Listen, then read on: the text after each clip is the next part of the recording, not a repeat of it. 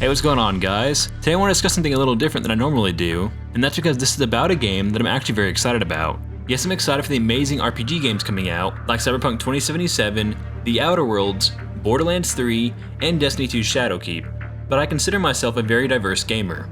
So I actually really love FPS multiplayer games. My Xbox gamertag is MasterAndChief, so I obviously play and love Halo, but my favorite multiplayer shooter games used to be Battlefield, as Bad Company 2, Battlefield 3, and Battlefield 4 all for me stand as some of the greatest multiplayer FPS games ever created. I always thought Battlefield was the superior version of the reflex-based and small-scale Call of Duty games.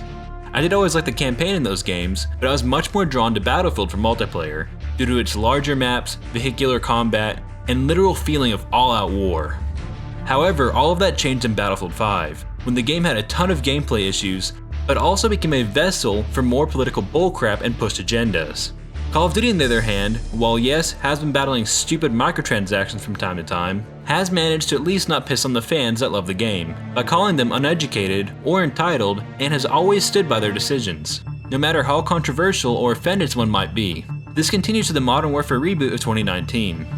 This is a game I'm personally super psyched about, and with all the changes coming to the game in terms of its gameplay, story, and multiplayer, I think this game might end up being my favorite multiplayer FPS of the year.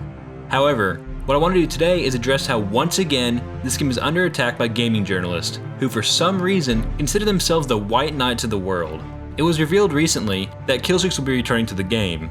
The few showed off included the awesome Juggernaut, new and cool IAV or infantry assault vehicles, and even white phosphorus.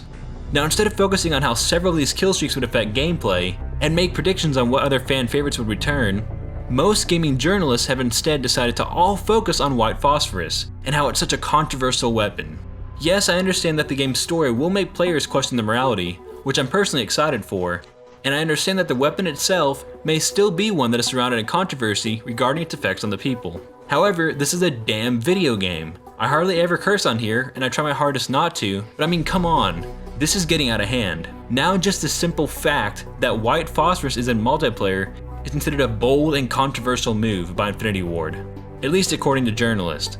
This is exactly why I, and so many others, don't turn towards gaming journalists anymore for info and opinions, as at the end of the day, they are more focused on pushing their shitty agendas instead of covering the damn games. Games are no longer safe unless they push left-leaning agendas.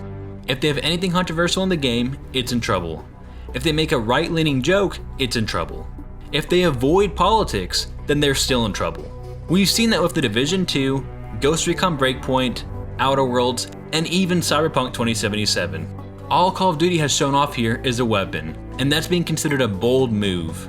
If they consider the simple inclusion of a weapon controversial, then by those same standards, running over people in GTA 5, shooting people in Destiny, killing humans in The Witcher 3 should all be controversial. Because at the end of the day, I don't think getting shot in the face or sliced by a sword is much better than dying from a chemical.